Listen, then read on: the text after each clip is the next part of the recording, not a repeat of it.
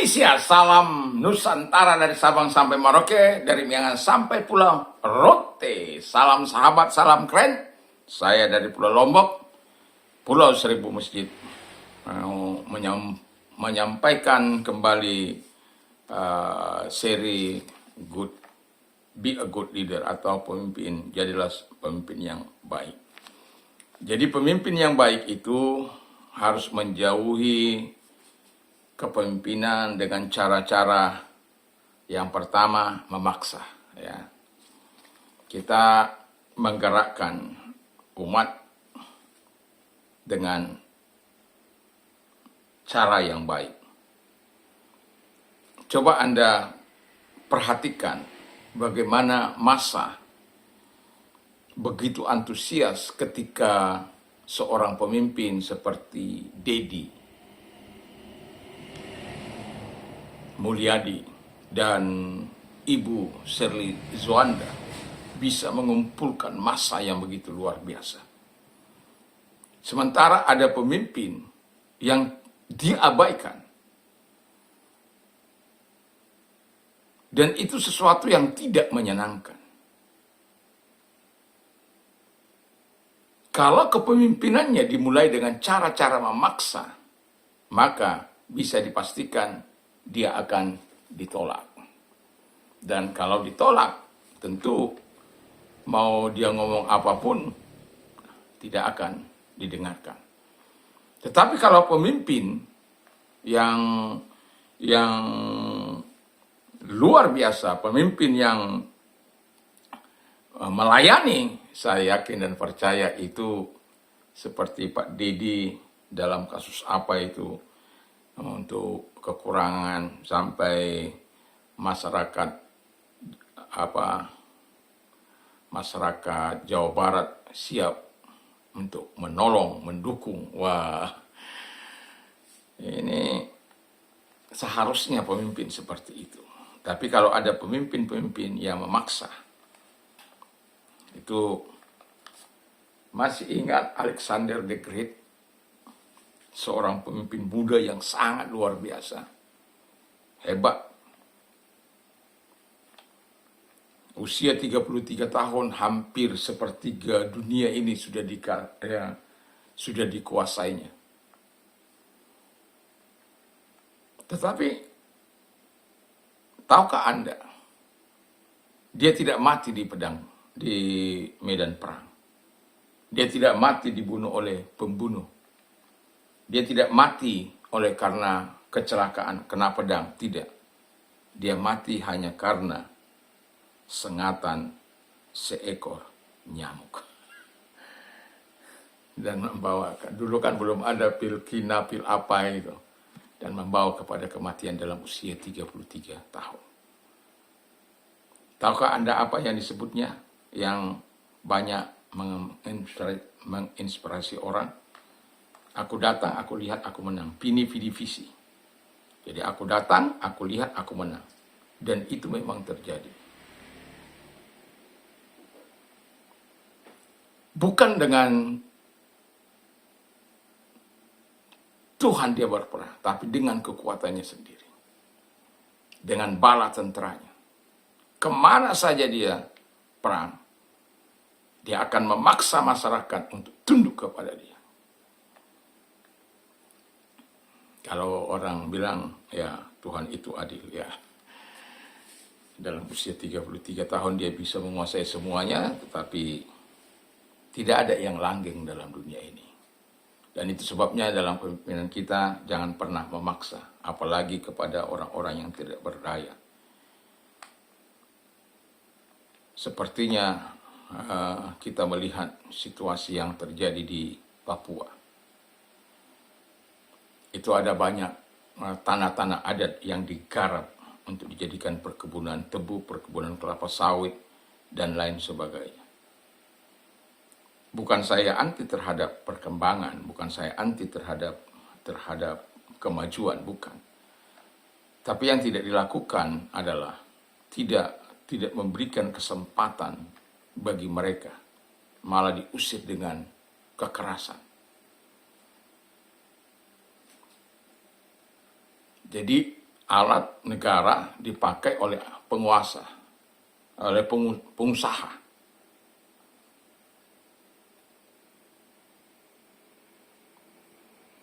Makanya saya mengkritisi sekaligus memberikan solusi. Diajaklah, ya. Memang ada pemimpin-pemimpin seperti itu, mau menangnya sendiri. Apa yang dikatakan itu firman. Tidak mau tahu, tidak mau nanya keadaan mereka, situasi mereka, kondisi mereka. Saya sudah berikan gambaran bahwa kita punya namanya supermarket yang dibayar dengan chain, dengan money, dengan pulus. Tetapi mereka punya supermarket itu di hutan. Di situ mereka memperangkap babi hutan, di situ mereka menangkap apa saja yang bisa menjadi bahan makanan mereka. Dan itu sebabnya walaupun dengan gaya hidup kesederhanaan mereka, tapi mereka tidak pernah memberatkan pemerintah. Tapi sebaliknya kadangkala, Papua itu sangat kaya. Saya berharap ada pemimpin-pemimpin yang betul care terhadap hidup mereka. Kalaupun harus menggusur, ya berikan mereka berapa sih penduduk Papua yang kena gusur itu? Saya pikir nggak banyak. Tapi mereka punya lahan adat. Kalau terus memaksa, itu bukan pemimpin. Itu diktator. Dan kita ingin masyarakat Papua itu bisa maju, bisa berkembang. Dan siapa yang bisa melakukan itu? Pemerintah pusat. Dengan cara membuka lahan mereka, lalu kemudian memberikan modal usaha, atau mereka terlibat di dalam saham di situ. Sekian hektar tanah kami. Itu dibagi kepada masyarakat yang tinggal, suku-suku yang ada di situ. Sehingga dengan keberadaan itu mereka bisa hidup lebih sejahtera, bukan malah menderita. Tapi hidup dalam sejahtera karena mereka dilibatkan bukan hanya sebagai tenaga, tapi mereka memiliki saham di situ. Sehingga ketika perusahaan itu untung, mereka juga mendapatkan sesuatu yang baik dari situ. Sehingga mereka bisa menikmati bahwa apa yang mereka berikan, lahan yang mereka berikan, bisa membawa manfaat kepada generasi ke generasi selama perusahaan itu ada. Ya, saya berharap ada orang-orang yang peduli, ada orang-orang yang care.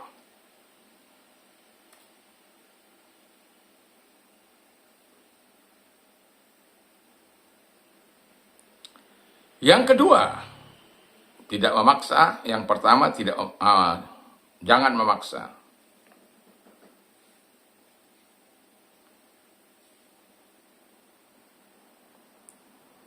Jadi pemimpin itu jangan memaksa, jangan mencari posisi untuk kepentingannya.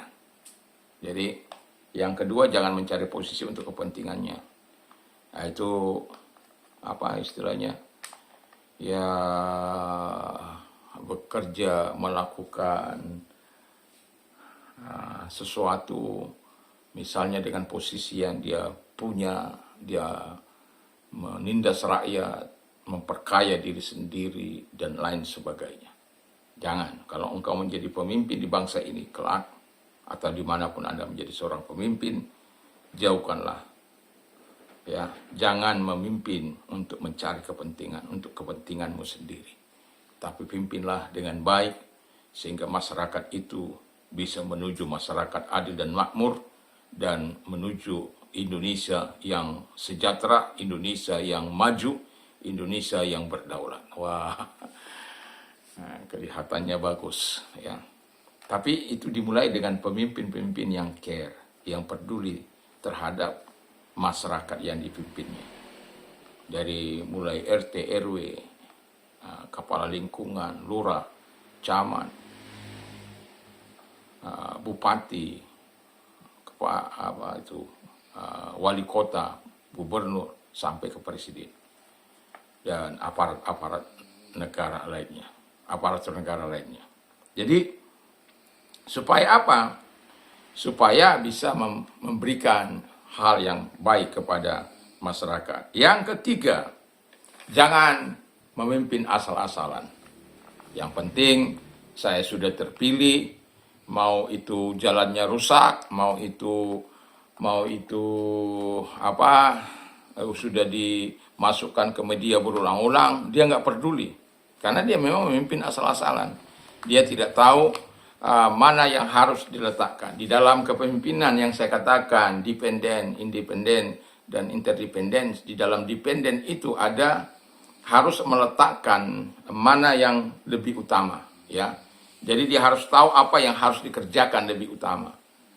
Putting first thing. Jadi letakkan yang pertama itu kepada yang pertama. Jadi dikerjakan yang utama itu harus dikerjakan. Jadi itu dalam tahap itu udah pemimpin yang mandiri. Dia tahu apa yang harus dikerjakan. Dia tidak menggunakan anggaran untuk hanya kepentingan dirinya sendiri, kroni-kroninya seperti membangun rumah, mobil mewah, dan lain sebagainya. Pemimpin itu tidak dilihat karena wibawanya, itu tidak dilihat karena mobil-mobil atau rumah-rumah mewah mereka, tidak. Pemimpin itu dilihat, pemimpin yang hebat itu dilihat, pemimpin yang ideal itu, pemimpin yang baik itu dilihat apabila mereka melayani rakyat, mensejahterakan rakyat, dan disitulah letak wibawa. Kau akan dihormati, dihargai, disanjung. Karena apa? Engkau membuat perbedaan. Kau melihat yang rumahnya mau roboh, kau bangunkan dengan dana APBDK, dana apapun namanya, yang tidak melanggar hukum. Dan kau melihat ada orang yang otaknya punya di kuliahkan dan lain sebagainya. Ada banyak cara untuk bisa.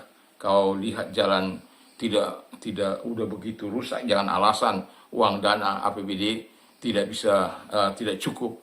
Bro, itu pembangunan selama Anda 5 tahun itu, kalau Anda lakukan itu, saya yakin itu bisa selesai jalan-jalan yang rusak yang diposting oleh masyarakatnya ke internet. Jangan punya dalil.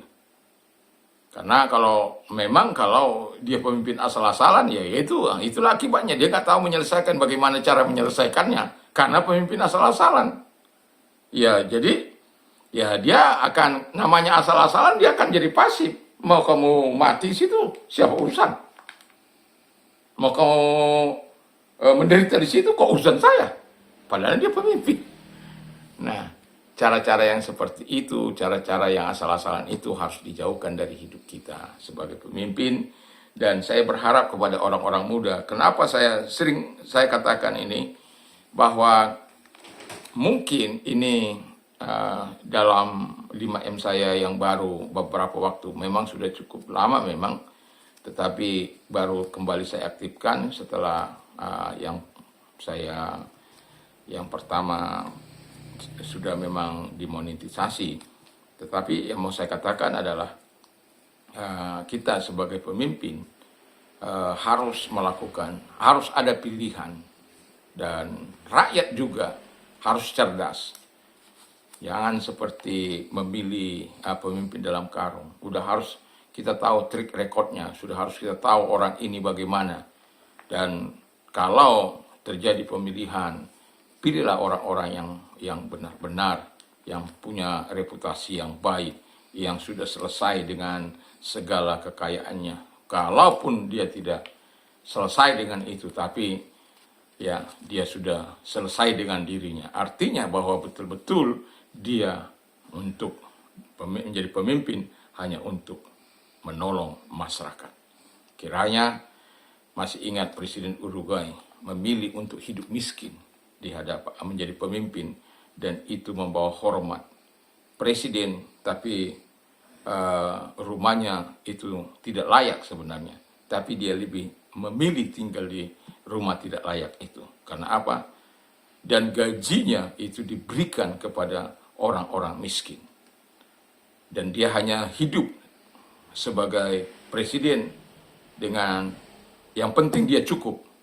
Dalam arti tidak melebihi jauh dari UMR yang ada di Uruguay pada waktu itu. Dan itu sesuatu yang sangat luar biasa.